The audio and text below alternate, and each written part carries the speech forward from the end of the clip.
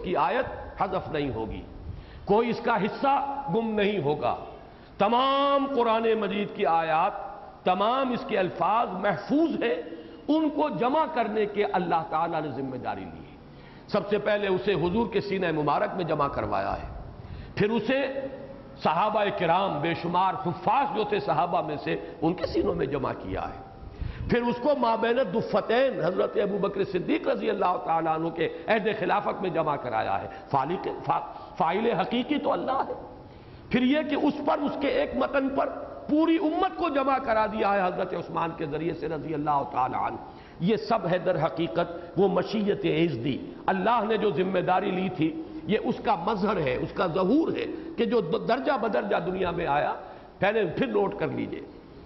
پہلے اس کو حضور کے سینے میں جمع کیا، پھر اس کو صحابہ میں سے جو حفاظ تھے ان کے سینوں میں جمع کیا، پھر جنگ یمامہ میں کئی سو حافظ قرآن جو ہے شہید ہو گئے، تو ایک تشویش پیدا ہوئی کہ یہ صرف سینوں کے اندر محفوظ ہونا کافی نہیں ہے، اسے کتابی شکل میں بھی مصحف کی شکل میں جمع ہونا چاہیے۔ لہذا کتابی شکل میں جمع حضرت ابوبکر صدیق رضی اللہ تعالیٰ عنہ کے عہد خلافت میں، اور اس کے بعد چونکہ اس کے پڑھنے کے انداز میں مختلف لہجوں کی وجہ سے فرق واقع ہو رہا تھا، اور پڑھنے کا جو فرق ہے وہ پھر لکھنے میں بھی آ رہا تھا، تو اس سے مختلف جو ہے اس کی لکھنے کی شکلیں وجود میں آ رہی تھی۔ لہذا حضرت عثمان رضی اللہ تعالیٰ عنہ کے عہد خلافت میں اللہ نے ایک ہی مصحف پر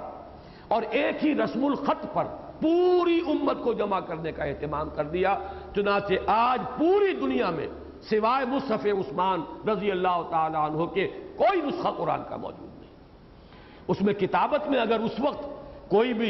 کوئی حرف زائد آ گیا تھا تو آج بھی وہ حرف زائد قرآن کے اندر موجود ہے۔ مصحف عثمان میں کوئی تغیر کسی ایک حرف کا نہیں ہوا ہے۔ اگر حرف زائد آ گیا تھا اس پر آپ کو وہ ایک گول سا دائرہ بنا ہوا مل جائے گا، جس میں گویا کہ آپ کو متنبہ کیا گیا ہے کہ یہ لفظ یہاں لکھا تو گیا، پڑھا نہیں جائے گا، یہ حرف یہاں پر آ تو گیا ہے، یہ الف یہاں پر درج تو ہو گیا، لیکن یہ پڑھنے میں نہیں آئے گا۔ اس لیے اصل قرآن جو ہے در حقیقت وہ زبان سے منتقل ہوا ہے، حضرت جبرائیل سے سنا ہے محمد الرسول اللہ نے، محمد الرسول اللہ کی زبان مبارک سے سنا ہے امت نے۔ اصل جو قرآن جو منتقل ہوا وہ قرات کے ذریعے سے منتقل ہوا ہے۔ اس اعتبار سے جو اس کی کتابت ہے یہ ثانوی درجے میں ہے، اور کتابت میں اگر کوئی حرف زائد آ گیا ہے حضرت عثمان کے مصحف میں تو وہ جوں کا توں اسی طریقے سے اس کو برقرار رکھا گیا ہے۔ اس میں ایک بات کی طرف میں اور اشارہ کر دوں، ہمارے ہاں جو خطبہ پڑھا جاتا ہے اہل سنت کے ہاں، مجھے بہرحال اس کی تحقیق نہیں ہے اس نے کب وہ الفاظ مرتب کیے، کس نے کیے، اس میں چونکہ قافیے ملانے کا ایک بڑا شوق ہے۔ حضرت ابوبکر صدیق کے لیے افضل البشر بعد الانبیاء بالتحقیق ابوبکر الصدیق، اب وہ تحقیق کے لفظ کا جو ہے قافیہ وہ صدیق کے ساتھ جوڑا۔ اسی طریقے سے ناطق بالصدق والثواب عمر بن الخطاب رضی اللہ تعالی عنہ، یہاں پر بھی اسی طرح کے کلمات آ گئے ہیں۔ جامع آیات القرآن عثمان بن عفان رضی اللہ تعالی عنہ، اور یہ بہت بڑا مغالطہ بلکہ بہت بڑی گمراہی کی بنیاد ہے۔ جامع آیات القرآن حضرت عثمان کو کہنا یہ در حقیقت بہت بڑا شبہ پیدا کرنے والی شے ہے کہ شاید حضرت عثمان رضی اللہ تعالیٰ عنہ کی خلافت سے قبل آیات قرآنیہ جمع ہوئی نہیں تھی، اور حضرت عثمان کی خلافت شروع ہو رہی ہے حضور کے انتقال کے 12 برس بعد۔ گویا کہ قرآن مجید کی ترتیب حضور کے انتقال کے 12 برس بعد ہوئی ہے۔ یہ ہے وہ شبہ جو ان الفاظ کے ذریعے سے پیدا ہوتا ہے۔ ہمارے ہاں یہ چیزیں نہ معلوم کہاں سے آئی ہیں اور کیسے ہیں۔ میں نے بہت سے خطباء کو متوجہ کیا ہے اور مانتے ہیں میری بات کو۔ جامع آیات القرآن کے الفاظ غلط ہیں۔ آیات قرآنیہ تو حضور کے زمانے میں خود آپ نے بنفس نفیس انہیں جمع کر دیا ہے، اس لیے کہ اللہ نے حضور کو قرآن پڑھایا،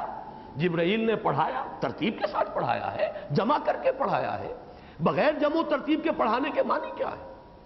حفاظ نے قرآن یاد کیا تھا تو وہ جمع اور ترتیب کے ساتھ قرآن تھا، بغیر جمع و ترتیب کے تو نہیں تھا۔ احادیث صحیحہ میں ہے کہ ہر سال حضرت جبرائیل کے ساتھ رمضان مبارک میں حضور مذاکرہ کرتے تھے قرآن کا۔ قرآن جو ہے جیسے کہ ہمارے حفاظ اپنے حفظ کو تازہ کرتے ہیں، اسی طریقے سے رمضان مبارک ہی کی کہ یہ ذکر تذکرے میں یہ روایت موجود ہے، حضرت جبرائیل کے ساتھ مذاکرہ۔ اور آخری جو آپ کا رمضان مبارک ہے حیات طیبہ کا، اس میں 2 مرتبہ پورے قرآن کا مذاکرہ کیا ہے۔ تو اگر قرآن مرتب نہیں تھا اور آیات قرآنیہ جمع نہیں تھی، معاذ اللہ ثم معاذ اللہ، اگر وہ حضرت عثمان کے زمانے میں جمع ہوئی تو وہ مذاکرہ جو محمد الرسول اللہ صلی اللہ علیہ وسلم نے فرمایا حضرت جبرائیل کے ساتھ، وہ کس ترتیب سے تھا؟ یہ بہت بڑا مغالطہ ہے، اس کو ذہنوں سے دھونے کی ضرورت ہے کہ در حقیقت جمع قرآن تو حضور کی حیات طیبہ میں، اور ترتیب قرآن حضور کی حیات طیبہ میں اللہ تعالیٰ کے حکم کے مطابق حضرت جبرائیل کی نگرانی میں محمد الرسول اللہ نے خود کیا ہے۔ یہ جب تک کہ اس کی حقیقت جو ہے پورے طور پر منکشف نہ ہو تو شکوک و شبہات اور قرآن پر سے اعتماد اٹھا دینے کے دروازے جو ہے وہ کھل جاتے ہیں۔ ان علینا جمعہ و قرآنہ، اور میرے نزدیک یہاں پر قرآنہ کے معنی ہے اس کی ترتیب۔ قرات جب کی جائے گی، اول تو جیسا کہ میں نے عرض کیا اس کے جو حروف اصلیہ ہیں اس میں جمع کرنے کا اور اجزاء کو جوڑنے کا مفہوم ہے، یہ اس کا جو لغوی اصل ہے، اس کا مادہ، اس کے اندر یہ مفہوم موجود ہے، تو اس میں ترتیب ہے۔ اور اسی لیے اگلی آیت کا مفہوم یہ ہے فَإِذَا قَرَأْنَاهُ فَاتَّبِعْ قُرْآنَهُ، جب ہم اسے مرتب کروا دیں، اس لیے کہ یہ ہر شخص کو معلوم ہے کہ ترتیب نزولی وہ نہیں تھی جو ترتیب مصحف کی ہے۔ ترتیب نزولی میں تو سب سے پہلے 5 آیات ہیں سورہ علق کی، پھر جیسا کہ میں نے عرض کیا اکثر حضرات کی رائے ہے اور مجھے بھی اتفاق ہے وہ صورت ہم پڑھ چکے ہیں کہ 7 آیات اس کے بعد ہے سورہ نون کی یا سورہ قلم کی، پھر سورہ مدثر کی ابتدائی آیات ہے، مزمل کی، پھر سورہ مدثر کی۔ ترتیب تو یہ ہے نزولی۔ پہلی سورت جو مکمل نازل ہوئی وہ سورہ فاتحہ تھی، لیکن یہ کہ اس سے پہلے کم سے کم یہ 4 جو ہے جو وحی حضور پر نازل ہو چکی تھی۔ اس اعتبار سے یہ تو مجمل ہے، اس میں کوئی شک نہیں کہ ترتیب مصحف جو قرآن کی یہ ترتیب ہمارے پاس ہے یہ ترتیب نزول نہیں ہے، اور لیکن یہ ہے اصل ترتیب، یہ ہے لوح محفوظ میں، یہ ہے وہ کتاب مکنون، یہ تو در حقیقت اس جگہ پر جو اصل ہے ام الکتاب لدینا لعلی عظیم، جس کے بارے میں فرمایا گیا یہ تو اصل کتاب، وہ ام الکتاب جو ہمارے پاس ہے، اس میں ترتیب ہے۔ اس ترتیب کو اللہ تعالیٰ نے حضرت جبرائیل کے ذریعے محمد الرسول اللہ صلی اللہ علیہ وسلم کو بتایا، اور اس کے مطابق حضور نے پورے قرآن مجید کو جمع اور مرتب کر کے پڑھوا دیا ہے امت کو۔ پہلے اللہ نے پڑھوایا محمد الرسول اللہ کو صلی اللہ علیہ وسلم۔ میرے نزدیک ان علینا جمعہ و قرآنہ، اس میں قرآنہ سے مراد ہے اس کا مرتب کیا جانا، اور فَإِذَا قَرَأْنَاهُ فَاتَّبِعْ قُرْآنَهُ، جب ہم اسے مرتب کر دیں تو آپ اسی ترتیب کی پیروی کیجئے۔ گویا کہ لازم تھا محمد الرسول اللہ صلی اللہ علیہ وسلم پر، اور جب آپ پر لازم تھا تو پوری امت پر لازم ہے کہ اس ترتیب کو ملحوظ رکھے، اور اس میں خود بخود یہ چیز جو ہے امپلائیڈ ہے کہ نزولی ترتیب جو ہے وہ اصل ترتیب نہیں ہے۔ حالات و واقعات کی مناسبت سے قرآن مجید کی ان آیات کو جو ہے نازل کیا گیا ہے، نزول ترتیبی جو ترتیب نزولی ہے اس کی مناسبت ہے پس منظر کے ساتھ، حالات کے ساتھ، حضور کی سیرت کے واقعات کے ساتھ، اور یہ ترتیب مصحف وہ اصل ترتیب ہے کہ جو ام الکتاب میں ہے، جو لوح محفوظ میں ہے، جو کتاب مکنون میں ہے، اور وہ اصل ترتیب ہے، اسی پر یہ مصحف عثمان ہے۔ یہ در حقیقت آیات قرآنی کا جو مصحف قرآن ہے، جیسا کہ میں نے عرض کیا مصحف عثمان، اس میں آیات قرآنی کی جمع کرنے کا معاملہ نہیں، ترتیب کا جمع کرنے کا معاملہ نہیں، بلکہ ایک رسم الخط پر جمع کرنا ہے۔ یہ تمام درجہ بدرجہ ترتیب، جمع و ترتیب تدوین قرآن جو ہے اس کے ان بنیادی حقائق کو مستحضر رکھنا ضروری ہے۔ اب فرمایا ثم ان علینا بیانہ، پھر ہمارے ہی ذمے ہے اس کا بیان، اس لیے کہ قرآن مجید کی ایک شان جو سورہ ہود کی ابتدا میں بیان ہوئی ہے، یہ کتاب کیا ہے؟ کتاب احکمت آیاتہ ثم فصلت من لدن حکیم خبیر۔ شروع میں چھوٹی چھوٹی آیتیں، محکم آیتیں، سورۃ العصر چھوٹی سی صورت، معانی کا ایک بحر بے کراں، پوری ہدایت قرآنی سورۃ العصر کے اندر موجود، جیسے کہ ہم کہتے ہیں کہ سمندر کو کوزے میں بند کر دیا گیا، لیکن پھر اسی ہدایت قرآنی کی ایکسفولیشن ہوئی، جیسے گٹھلی ہے آم کی گٹھلی میں آم کا پورا درخت موجود ہے، اسی سے ایکسفولیشن ہوتی ہے اس کی، وہی جو ہے 2 پتے نکلتے ہیں، تنا نکلتا ہے، برگ و بار آتے ہیں، یہ پورا درخت گٹھلی میں ہے۔ اسی طرح قرآن مجید کے اندر ترتیب اس کا جو ہے نزول کا یہ انداز کہ شروع میں محکم، بہت گمبھیر مضامین کے اعتبار سے، لیکن بہت مختصر، بہت جامع، اور پھر یہ کہ انہی کی تفصیل بھی ہوئی، تشریح بھی ہوئی، توضیح بھی ہوئی۔ اس میں جیسا کہ میں نے عرض کیا ہے، جیسے کوئی طالب علم پڑھتے ہوئے کہیں رکے متن پر، کوئی شے اس کے ذہن میں کوئی سوال پیدا ہوا، کوئی اشکال پیدا ہوا، تو استاد اگر یہ کہے کہ ابھی ذرا متن کے اوپر اپنی توجہ کو مرتکز رکھو، جو تمہارے سوالات ہیں ان کا جواب، جو بھی اشکال ہے، جہاں وضاحت کی ضرورت ہے وہ بھی ہم مناسب وقت پر کر دیں گے، ہمارے ذمے ہے۔ تو یہ ہے در حقیقت اس آیت کا جو پس منظر ہے جو کہ مفسرین نے بیان کیا، لیکن یہ کہ اس کے اندر جو معرفت کے اور ہدایت کے جو ہمارے لیے موتی مضمر ہے اس کو سمجھیے۔ پہلی دو آیات کے اندر قرآن مجید کی جمع و ترتیب، اس کی ذمہ داری اللہ کی، اور اس میں صرف جمع کرنا نہیں، ترتیب بھی، جمعہ و قرآنہ فَإِذَا قَرَأْنَاهُ فَاتَّبِعْ قُرْآنَهُ، اور اس میں در حقیقت قرآن کی تبیین، قرآن کی توضیح،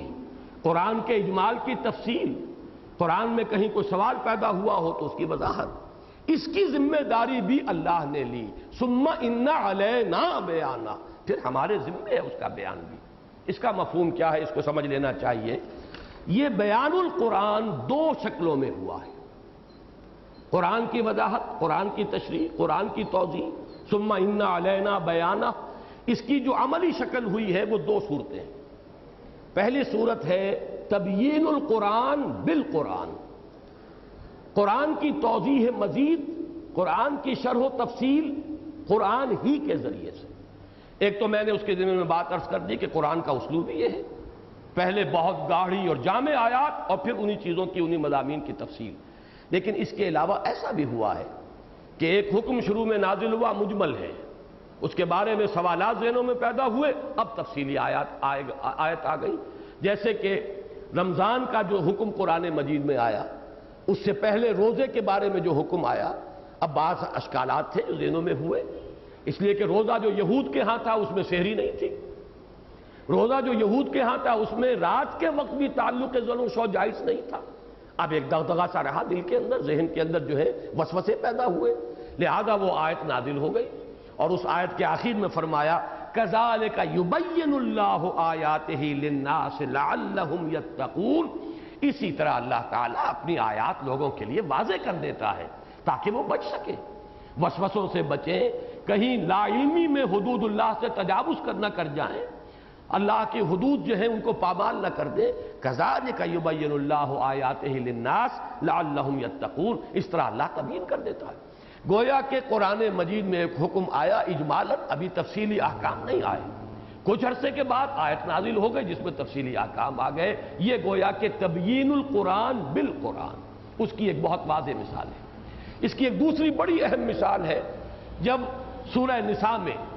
جو آیات میراث ہیں، وراثت کے احکام، اس میں لفظ کلالہ آیا۔ اب کلالہ کے بارے میں معلوم ہوا کہ کچھ اشکالات پیدا ہوئے، کچھ اس کے بارے میں مزید وضاحت جو ہے وہ پیدا ہوئی۔ تو آپ کو معلوم ہے آخری آیت وَيَسْتَفْتُونَكَ، اے نبی آپ سے پوچھ رہے ہیں، سوال کر رہے ہیں، فتویٰ طلب کر رہے ہیں کلالہ کے بارے میں، تو اس کے بعد وضاحت کر دی گئی اور فرمایا يُبَيِّنُ اللَّهُ لَكُمْ أَن تَضِلُّوا، اللہ واضح کر رہا ہے تمہارے لیے کلالہ کا مفہوم اور کلالہ کی وراثت کا حکم اللہ نے واضح کر دیا تمہارے لیے، اور ان تضلوا، مبادا تم کہیں بھٹک جاؤ، کہیں لا علمی میں کم فہمی کی وجہ سے کہیں اس کی غلط تعویل کر بیٹھو، اللہ نے تبیین کر دی۔ تو تبیین القرآن بالقرآن، اس میں بھی ذہن میں رکھیے، نمبر ایک پورے قرآن کا اسلوب یہ ہے کہ شروع میں اجمال ہے، اختصار ہے، جامعیت ہے، گمبھیرتا ہے، اس کے بعد تفصیل ہے، وضاحت ہے۔ وہی میں نے بلکہ اسلوب کے ضمن میں عرض کیا تھا کہ شروع کی آیتیں چھوٹی چھوٹی بھی ہیں، ان میں ردم بھی بڑا تیز ہے، جیسے کہ پہاڑی ندیاں اور نالے ہوتے ہیں، بعد میں جو ہے آیتیں بڑی بڑی، جیسے پاٹ جو ہے دریا کا، دریائے سندھ جو ہے، اب کہیں دیکھیے اسے اس کوہستان کے علاقے میں کہیں وہ ایک نہر کی مانند نظر آئے گا، جوش و خروش تو ہے لیکن پاٹ کچھ بھی نہیں، گہرائی ہوگی وہاں کتنی ہوگی اس کا اندازہ کرنا مشکل، لیکن یہ کہ میدان میں آ گیا، میلوں میں پھیلا ہوا ہے، البتہ یہ کہ اب اس کے اندر وہ گہرائی نہیں ہے، وہ تیزی اور وہ جوش و خروش بھی نہیں ہے۔ تو قرآن کا یہ اسلوب ہے، احکمت آیاتہ ثم فصلت۔ نمبر دو یہ کہ قرآن مجید میں بعض جگہوں پر تفصیلات اور تبیین اور توضیح جو ہے صراحت کے ساتھ کہ اللہ تعالیٰ اپنے فلاں حکم کی مزید وضاحت کیے دیتا۔ سورہ نساء کے درمیان میں اور بھی عورتوں کے بارے میں جو ہے یستفتونک فی النساء، عورتوں کے بارے میں آپ سے استفتاء کر رہے ہیں، تو اللہ تعالیٰ نے اس کی وضاحت کر دی۔ دوسری وضاحت یہ ہے اہم تر بات، پہلی بات جو ہے وہ اس وقت کے فتنوں کے اعتبار سے اہمیت والی نہیں ہے، اس میں یہ تو ضرور ہے کہ علمی طور پر یہ چیزیں ذہن میں ہو تو مفید ہیں، لیکن اصل میں جو تبیین قرآن کی ہوئی ہے وہ ہوئی ہے تبیین القرآن بسنت الرسول صلی اللہ علیہ وسلم، حضور کے عمل کے ذریعے سے حضور نے وضاحت فرمائی ہے، حضور نے اپنے عمل سے بھی اپنے قول سے بھی، بلکہ جیسا کہ حدیث کی جب یعنی ڈیفینیشن کی جاتی ہے، تعریف حدیث کی کیا ہے؟ حضور کا قول، حضور کا عمل، حضور کی تقریر، اور تقریر سے مراد وہ تقریر نہیں جو ہم کرتے ہیں مقرر کرتا ہے، بلکہ کسی شے کو برقرار رکھنا۔ ایک عمل حضور کے سامنے ہوا، حضور نے روکا نہیں، نہ آپ کا کوئی قولی فرمان اس کے بارے میں نقل ہوا ہے، لیکن محض یہ بات کہ ایک کام حضور کے سامنے ہوا اور حضور نے نہیں روکا، یہ گویا کہ آپ نے اس کی تقریر فرما دی، توثیق فرما دی کہ وہ شے حرام نہیں ہو سکتی، اگر حرام ہوتی تو محمد الرسول اللہ صلی اللہ علیہ وسلم اس پر نکیر فرماتے اور روک دیتے۔ تو آپ کا قول، آپ کا عمل، آپ کی تقریر، یہ گویا کہ در حقیقت قرآن کی تبیین اور توضیح ہے۔ اللہ تعالیٰ نے صرف قرآن جو ہے وحی جلی ہی محمد الرسول اللہ کو عطا نہیں فرمایا، وحی خفی بھی عطا فرمائی ہے۔ بہت سے الہام حضور کو ہوتے تھے، کشف ہوتا تھا، رویائے صادقہ ہے، جیسے کہ آپ کو معلوم ہے خواب تھا جو آپ نے دیکھا تھا، جس کے تحت آپ نے سفر کیا ہے، اور وہ قرآن مجید میں بعد میں اس کی توثیق آ گئی۔ لَقَدْ صَدَقَ اللَّهُ رَسُولَهُ الرُّؤْيَا بِالْحَقِّ لَتَدْخُلُنَّ الْمَسْجِدَ الْحَرَامَ۔ تو حضور تک جو ہے اللہ کی رہنمائی صرف یہ قرآن مجید کی وحی جلی کے ذریعے سے نہیں آتی تھی، وحی کی وہ بے شمار قسمیں جو اب بھی جاری ہیں، الہام اب بھی ہوتا ہے، کشف اب بھی ہو سکتا ہے، رویائے صادقہ اب بھی دیکھے جاتے ہیں، اور یہ چیزیں وہ ہیں کہ جو جن کا سلسلہ منقطع نہیں ہوا، اس میں غلطی کا بھی احتمال ہے، اس میں خطا کا بھی امکان ہے، خواب سچا بھی ہو سکتا ہے، جھوٹا بھی ہو سکتا ہے، وہ محض تہذیب نفس بھی ہو سکتا ہے، وہ یہ کہ شیطان کی طرف سے بھی القاء ہو سکتا ہے، لیکن سچا خواب یہ گویا کہ مبشرات جنہیں کہا گیا ہے وہی کا 46واں یا 60واں جز ہے، اور لم یبقى من النبوت الا المبشرات، حضور نے فرمایا نبوت میں سے اب کچھ باقی نہیں رہا سوائے سچے خوابوں کے، اچھے خواب۔ معلوم یہ ہوا کہ یہ چیزیں، لیکن یہ چیزیں جو غیر نبی کے لیے ہیں وہ قابل اعتماد اس معنی میں نہیں ہوگی کہ لازماً ان کا صحیح ہونا جو ہے اس کی کوئی ضمانت موجود ہو، لیکن الہام ہو، کشف ہو، رویا ہو، القاء ہو، جب محمد الرسول اللہ کو ہوا ہے تو وہ یقیناً محفوظ ہے، اس میں خطا کا امکان نہیں، اس میں شیطان کا دراندازی کا کوئی سوال نہیں، وہ چیزیں یقیناً اللہ کی طرف سے ہیں، اور ان سب کو ہم کہتے ہیں وحی خفی، وحی جلی، وحی خفی۔ حضور کی وحی خفی بھی محفوظ ہے، رسول کا خواب بھی وحی ہے۔ حضرت ابراہیم نے صرف خواب دیکھا تھا حضرت اسماعیل کو ذبح کرنے کا، کوئی لفظی حکم تو نہیں آیا تھا، کوئی وحی نازل نہیں ہوئی، کوئی فرشتے نے آ کر حکم نہیں دیا، خواب دیکھا ہے۔ انی ارا فی المنام انی اذبحک فانظر ماذا تری، کتنا بڑا کام ہے بیٹے کو ذبح کر دینا، قتل ناحق کتنا بڑا جرم ہے، کہ قابیل کا وہ جرم جو ہے قرآن کہتا ہے کہ وہ تو گویا کہ تمام انسانوں کو قتل کر دینے کے مترادف تھا، اور اب حضور نے فرمایا کہ اب جو قتل بھی ہوتا ہے دنیا میں اس گناہ کا ایک حصہ جو ہے قابیل کے حساب کے اندر بھی درج ہو رہا ہے، بما قدم و اخر کے اصول کے تحت۔ تو حضرت ابراہیم قتل کرنے کے لیے تیار، چھری چلا دی ہے، کس قدر یقین ہے کہ میرا خواب جھوٹا نہیں ہو سکتا، میرا خواب یقیناً وہی ہے۔ وہ خواب غیر نبی کے لیے یقیناً حجت نہیں، لیکن نبی کا خواب حجت ہے۔ تو نبی کا الہام ہو، نبی کی رویا ہو، نبی کا القاء ہو، نبی کا کشف ہو، یہ سب وحی ہے۔ البتہ دو میں تقسیم کی گئی ہے، وحی جلی، یہ جو الفاظ کے ساتھ قرآن نازل ہوا یہ وحی جلی ہے، اور جن سورسز سے اللہ تعالیٰ نے حضور کو ہدایت عطا فرمائی وہ وحی خفی ہے۔ اس وحی خفی کی روشنی میں محمد الرسول اللہ نے اس وحی جلی کی تبیین فرمائی۔ یہ وہ بات ہے جو سورہ نحل کی آیت نمبر 44 میں آئی ہے کہ وَأَنزَلْنَا إِلَيْكَ الذِّكْرَ لِتُبَيِّنَ لِلنَّاسِ مَا نُزِّلَ إِلَيْهِمْ وَلَعَلَّهُمْ يَتَفَكَّرُونَ، سورۃ النحل آیت نمبر 44۔ اے محمد ہم نے آپ کی جانب یہ وحی نازل فرمائی ہے، یہ قرآن، یہ الذکر، تاکہ آپ واضح کریں لوگوں کے لیے وہ شے جو ان کی طرف اتاری گئی، تاکہ وہ تفکر کرے، غور و فکر کرے۔ اب یہ تبیین محمدی ہے، ایک تبیین ہے اللہ کی طرف سے، وہ قرآن کی تبیین قرآن کے ذریعے سے، یہ تو ہو گیا وہ کہ جو اللہ تعالیٰ نے وضاحت اور صراحت کے ساتھ تبیین فرما دی۔ دوسری تبیین اللہ کی طرف سے ہے بذریعہ تبیین محمدی صلی اللہ علیہ وسلم، حضور کو وحی کے ذریعے، وحی خفی کے ذریعے سے جو رہنمائی مزید عطا کی گئی، اس کی روشنی میں حضور نے امت کی کوئی توضیح اور رہنمائی فرمائی، وہ ہے در حقیقت سنت۔ تو گویا کہ تبیین القرآن بسنت الرسول صلی اللہ علیہ وسلم، یہ دو تبیین ہے، ایک براہ راست تبیین ہے اللہ کی، اور ایک ہے بالواسطہ تبیین محمد الرسول اللہ صلی اللہ علیہ وسلم کے ذریعے۔ وَأَنزَلْنَا إِلَيْكَ الذِّكْرَ لِتُبَيِّنَ لِلنَّاسِ مَا نُزِّلَ إِلَيْهِمْ وَلَعَلَّهُمْ يَتَفَكَّرُونَ۔ اس اعتبار سے واقعہ یہ ہے کہ علامہ اقبال کا وہ شعر بہت اہم ہے، بمصطفیٰ برساں خویش را کے دیں ہماؤست۔ ویسے تو یہ ہے کہ اگر اس کو یہ کہا جائے کہ یہ قرآن بھی تو ہمیں براہ راست نہیں ملا، یہ تو محمد الرسول اللہ کے ذریعے ملا ہے، اس کی سند تو آپ ہے، آپ کی ذات سند ہے در حقیقت اس قرآن کے کلام اللہ ہونے کی۔ اس پہلو سے کیا فرق رہ گیا؟ ایک وہ ہدایت ہے جو ہمیں حضور کے عمل سے مل رہی ہے، نماز کی ہمیں جو شکل ملی ہے وہ تو در حقیقت حضور کے عمل سے ملی ہے، امت کا تواتر عمل ہے۔ اور کس قدر اتفاق ہے کہ زیادہ سے زیادہ گنتی کریں گے تو آج امت جو عرب سے کہیں زیادہ ہو چکی ہے، 7 ارب کی تعداد میں، نماز کے بارے میں اختلاف جو ہے 1% سے زیادہ نہیں ہے، 99% اتفاق ہے۔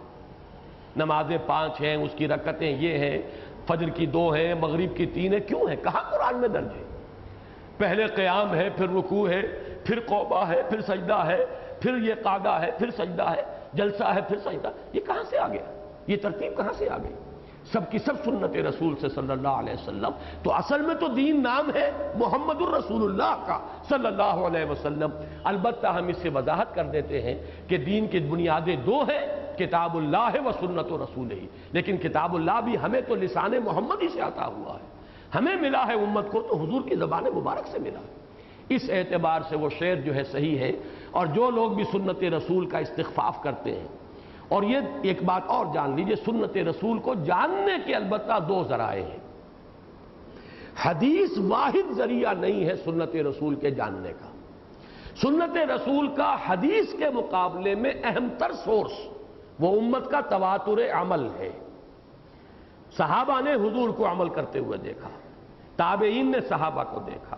تابعین نے تابعین کو دیکھا، نسلاً بعد نسل صلحاء اور اتقیاء کے ذریعے سے وہ تواتر عمل جو منتقل ہوتا چلا آ رہا ہے، وہ سنت رسول کو جاننے کی پہلی سورس ہے۔ یہ حدیث رسول ہے، یہ اس کا قول اور عمل، اس کا ریکارڈ ہے، تحریری ریکارڈ ہے۔ لہذا حدیث اور سنت کو بریکٹ نہ کیجیے، اصل شے سنت رسول ہے، حضور کا عمل۔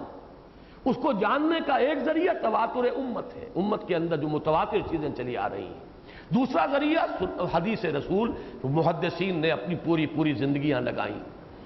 اتنے بڑے بڑے علوم ایجاد کیے کہ جن کے ذریعے سے تحقیق و تفتیش اور جرح و تعدیل اس کا ایک لمبا جو ہے، آپ کو معلوم ہے کہ علم جو ہے اسماء الرجال کا اتنا بڑا علم ہے کہ پوری دنیا میں اس کی کوئی نظیر نہیں، کوئی نمونہ نہیں اس کا موجود۔ اتنی بڑی تعداد میں لوگوں کے حالات کی چھان بان کی گئی، کیوں؟ تاکہ محمد الرسول اللہ صلی اللہ علیہ وسلم کا قول اور عمل آپ کا امت کے لیے محفوظ ہو جائے۔ کیوں؟ اس لیے کہ وہ تبیین ہے قرآن مجید کی۔ ثم ان علینا بیانہ، پھر ہمارے ذمہ ہے اس کا بیان، اس کی توضیح، اس کی وضاحت۔ میرا خیال ہے کہ وقت آج کا کافی ہو گیا، اگرچہ مضمون جو ہے اب اس کے فوراً بعد جو آ رہا ہے اس میں ہے در حقیقت بہت اہم نقطہ، اور وہ یہ کہ ربط کیا ہے اس مضمون کا۔ لا تحرک بہ لسانک لتعجل بہ،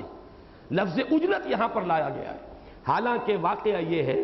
کہ اگر اس لفظ اجلت کا ایک بڑا گہرا ربط و تعلق اس پوری سورت کے مضمون کے ساتھ نہ ہوتا تو یہاں کہا جا سکتا ہے کہ جبکہ اصل مضمون جو ہے وہ تو حفظ قرآن ہے، قرآن کی حفاظت، ان علینا جمعہ و قرآنہ، اس کے ساتھ تعجیل کا کوئی تعلق نہیں ہے۔ یہاں پر تو اگر لفظ آتا لا تحرک بہ لسانک لتحفظہ،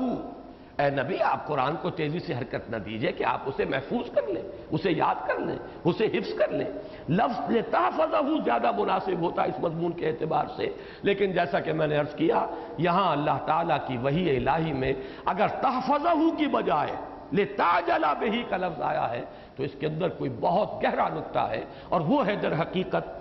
جس کے اندر رمز ہے کہ اس سورہ مبارکہ کے پورے سلسلہ کلام کے ساتھ ان آیات کا کیا خصوصی ربط و تعلق ہے، لیکن یہ اب انشاءاللہ اگلے درس میں بیان ہوگا۔ بارک اللہ لی و لکم فی القرآن العظیم و نفعنی و ایاکم بالآیات والذکر الحکیم۔